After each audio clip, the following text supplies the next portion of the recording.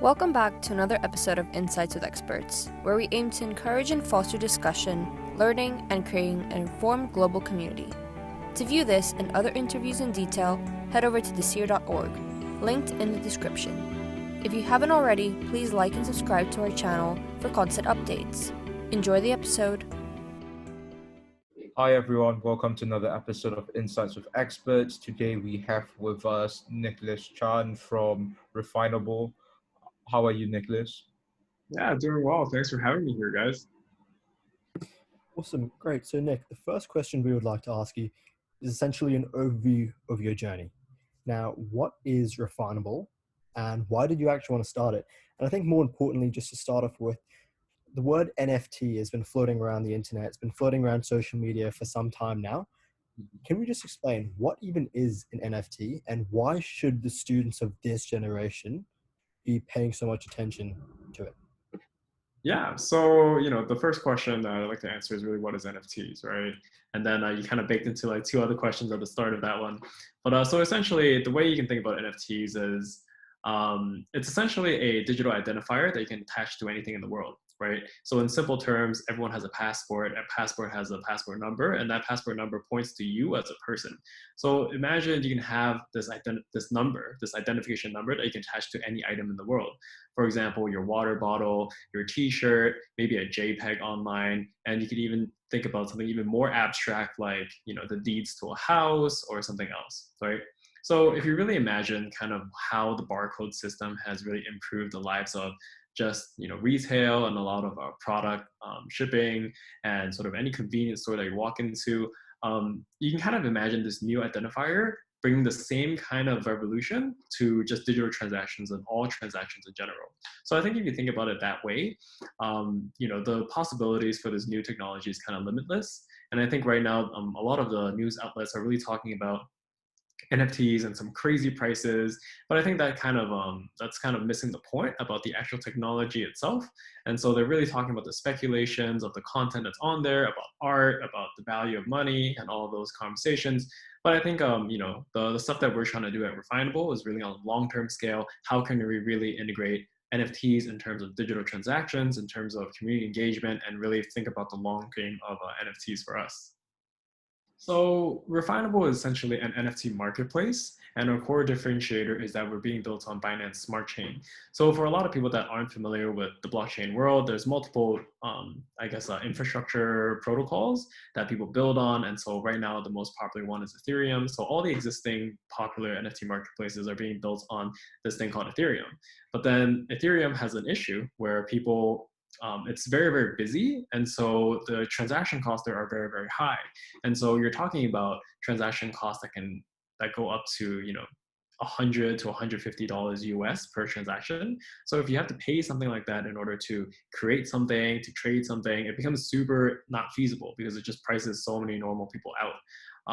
And so what we're trying to do is that we see this as an immediate issue, and we want to provide an immediate solution by building something that's way more accessible for people, right? So imagine if you're a student, imagine if you're a brand trying to, increase engagement with your community and your fan bases, asking people to pay hundreds of dollars doesn't make a lot of sense.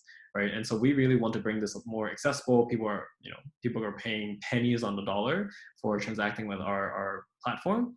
And so I think with this kind of ecosystem, people can start to go out there and explore and experiment the different use cases there are with NFTs. And so in a very simple terms, that's sort of what we're looking to do. Is there a chance that with increased usage of Binance Smart Chains and more projects setting up on Binance Smart Chain, there will be equivalent or just as high transaction fee for the Binance Smart Chain platform? And secondly, are there any other differences aside from the gas fee to Ethereum-based exchange or NFT project? Yep. So there's definitely some differences, and the core thing is in blockchain, people talk about consensus mechanisms, and so I believe Ethereum right now is still on their original versions of proof of work, and so it's very, very energy consuming or energy dependent. And so the more people on there, the higher the gas fees are really going to be. Whereas Binance Smart Chain is essentially like like a duplicate of Ethereum, except they have a couple of differences, and that it's not using the same consensus mechanism. It's using, I think, something called delegated proof of stake. And so this is some like very high level words, but essentially it doesn't use the same algorithms as Ethereum does, and so it's actually a lot more efficient, right? And so if you talk about sort of the trifecta of the different attributes of blockchain algorithms, and so you kind of have a performance, you have affordability, and you have security, right? So these are sort of the three things that you're usually drifting about. And so people usually say that Ethereum is very secure, but also very decentralized, whereas it's also very expensive. Whereas on the other side, Binance Smart Chain is something that's very affordable and very secure, but it's not very decentralized. So it's a little bit centralized, but I think that's something that we're very okay with, because we're thinking about the terms in terms of the value that we want to add to our customers. So we want to make it accessible, and that's something that we are okay with. I mean, it's quite safe to say that you guys have landed some investments from some pretty large names, people like Mr. Beast, Genesis Block. What advice do you have to startups looking to do the exact same, looking to attract names such as these? Essentially, what was a process that you did to actually make it to that point?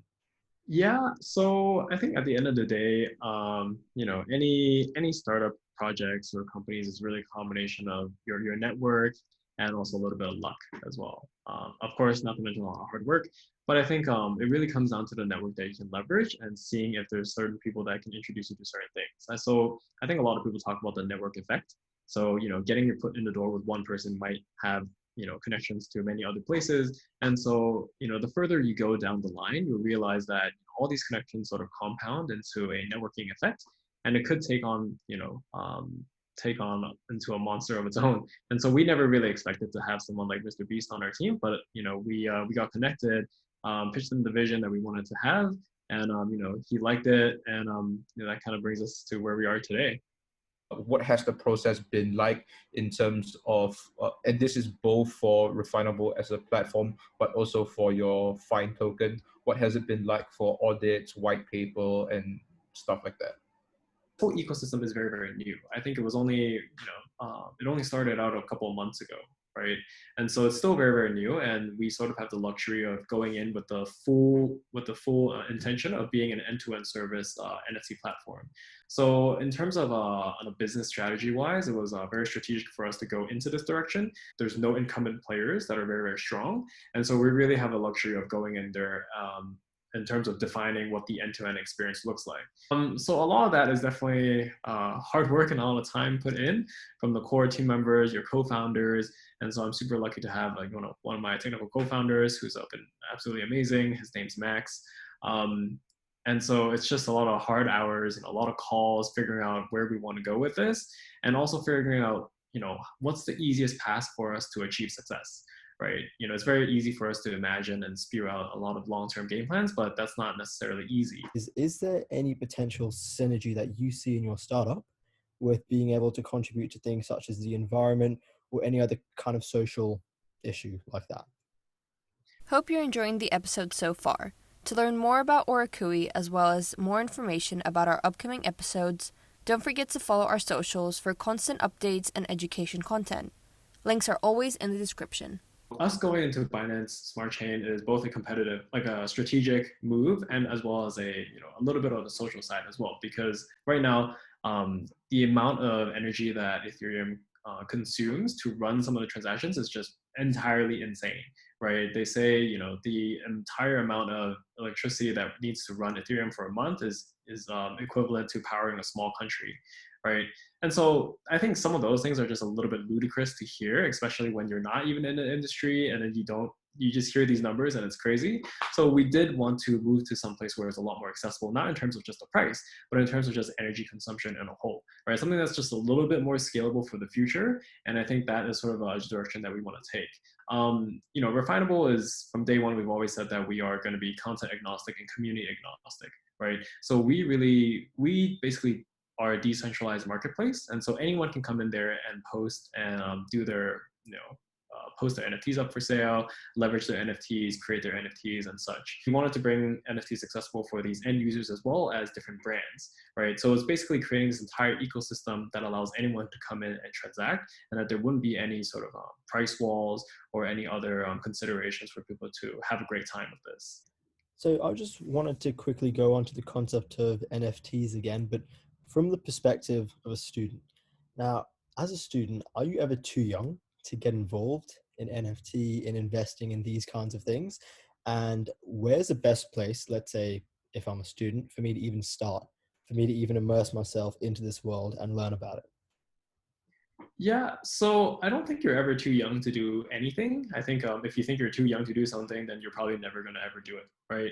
So, there's always a quote that says, perfect is the enemy of the good. And so if you're waiting for the perfect moment, it might never come. But there's tons of great moments for you to jump in. And I think, if you're ever thinking about going into blockchain, now is a great time. There's a lot of macro factors at play. Personally, I think this is a great time to go into this area. Number one, people have a lot of time, people working from home. Number two, it seems like people have a lot of capital flying around from the government, and subsidies and borrowing rates are really low. So people want to go into this. Number three, NFTs are just always in the headlines. It's just everywhere. And so there's a huge interest in this, right? So I think all these three things come together to make our project a little bit more sticky. But I think for the end users, I think this is also a great time to learn about this, because there's a lot of articles being written about this, and finding someone that makes sense to you and finding something that is of interest to you, I think that matters the most. What do you think about the NFT space and the crypto space in general? Value, right? How do people value different things? And I think over time, you realize that people just have incredibly different ways of valuing certain things, their time, money, objects around them. So once you understand that people value different things in different ways, then, I think that's already one hurdle done. I think the whole crypto industry just makes a lot more sense, right? And now the question is not, will it retain value, but more about who is the other party who's going to value this item, right? So for example, Bitcoin, 10 years ago, people did not think it was worth this much. But now, people are more educated about it. People are thinking about it differently. And so now it has more value to people because it's more integrated with their lives. They understand what it's about, its implications in the future. NFTs, I think, are actually a little bit easier to understand because it is just like any object in the world, right? You go on carousel, you see like 20 different chairs, 30 different cameras, 100 different toys, and there's always a different price for every one of these things. So it's also about the time scale that which you're talking about with these NFTs, especially with prices.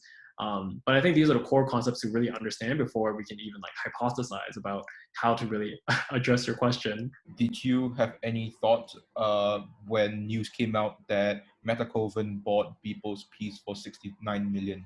What do you think that has done or will do to the space, NFT, crypto, and any other general thoughts you have?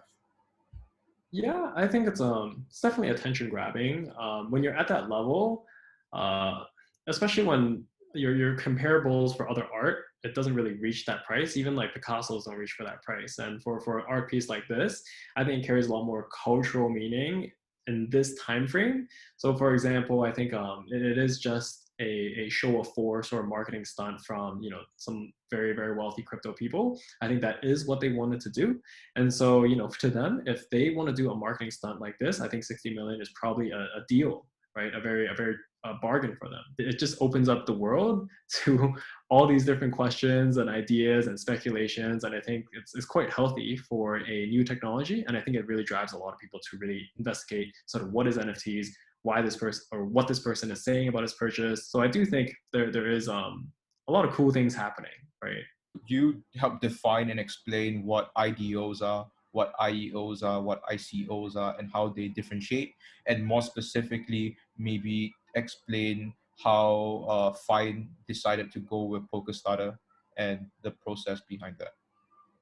Okay, so this is getting quite technical for for a lot of people, but essentially all the acronyms that you just mentioned are ways of offering a token for sale, right? So I think ICO is an initial coin offering, IDO is an initial DEX offering, IEO is an initial exchange offering.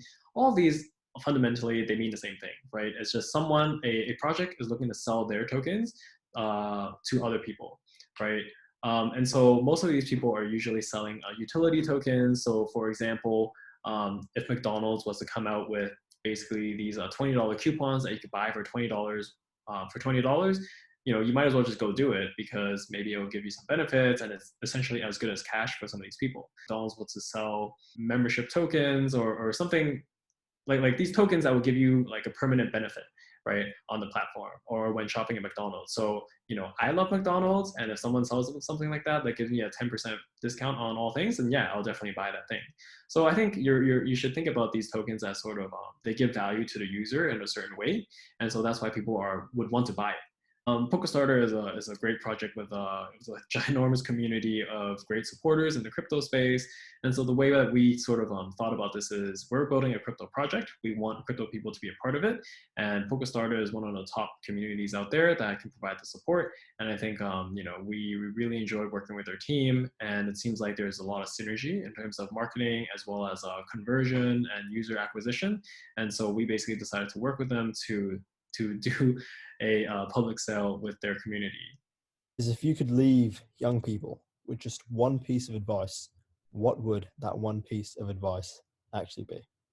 I think we briefly touched upon this in the last question, so it's good to just come full circle. But if there was one advice to give people, it's really perfect is the enemy of the good.